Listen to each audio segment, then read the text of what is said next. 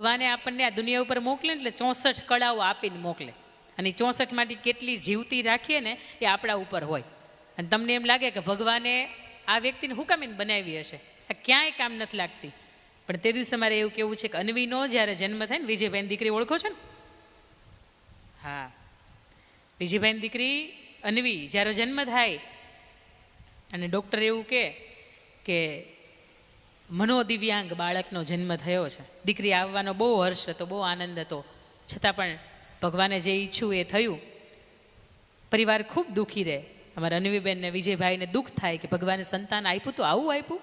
અને તે દિવસે એક સાધુ મહારાજ એવું કહે છે કે આવું દિવ્ય સંતાન એના જ ઘરે હોય કે જેને સાચવવાની પૂરેપૂરી ક્ષમતા હોય. અને તે દિવસથી હસતા મુક્તિ એ દીકરીને સ્વીકારી લે છે. દીકરીનામાં કંઈક વધારો થાય, એનું મૂલ્ય વધે, અને કદાચ ભવિષ્યમાં પરિવાર ન રહે તો દીકરી જ્યાં સુધી પણ આ દુનિયા ઉપર રહે તો પોતે આત્મનિર્ભર અને પોતાની જાતથી ઓળખાય એ માટેનો પ્રયત્ન કરવા માટે ખૂબ કરે. એમને સંગીત શીખવે, એમને હાર્મોનિયમ શીખવે, એમને સ્પીચ થેરાપી શીખવે, પણ એ દીકરી બધામાં પાછી પડે. કારણ કે ભગવાને આવું બાળક હોય ને એની અંદર એકાદી કળા આપી હોય, અને એ કળા ઉપર જો તમે એને ઓળખીને કામ કરો ને તો પૂરેપૂરું એ બાળક આગળ સુધી જઈ શકે.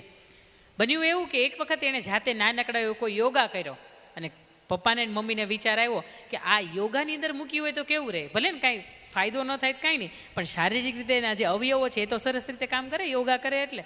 ને યોગા સેન્ટરમાં મૂકે, અને પછી ધીરે ધીરે કરતાં એટલી બધી પારંગત થઈ જાય. રબર ગર્લ ઓફ સુરત તરીકે ઓળખાતી આ દીકરી છે.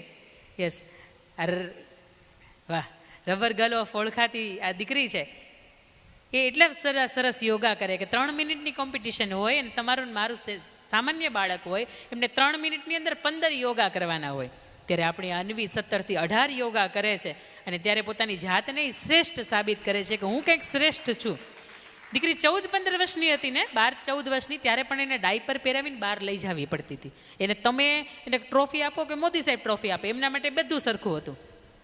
પોતાની જાતને સાબિત કરવા માટે, પોતાની જાતની અંદર શું સારું છે, justify what's good in you, શું સારું છે એનો પરિચય કરાવવા માટે દીકરી એટલું બધું ભણવાની અંદર, આજે નોર્મલ શાળાની અંદર ભણે છે.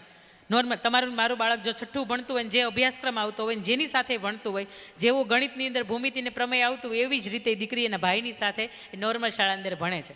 આજે વિજયભાઈની હાજરી નથી, નહીં તો હું એને કહેત એનું પરફેક્શન એટલું કે તમારું મારું બાળક 10મું ભણતું હશે ને છતાં એની પથારી નહીં વાળે. આજે એની ઘાતે એ પથારી વાળે. એ જમતી હોય ને તો ટ્રેન ચૂકી જાય ને તો ભલે ચૂકી જાય, પણ જમવાનું વ્યવસ્થિત જ્યાં સુધી પૂરું નહીં થાય ત્યાં સુધી ઊભી નહીં થાય. એટલું બધું ધગશ, એટલી બધી પેશન છે.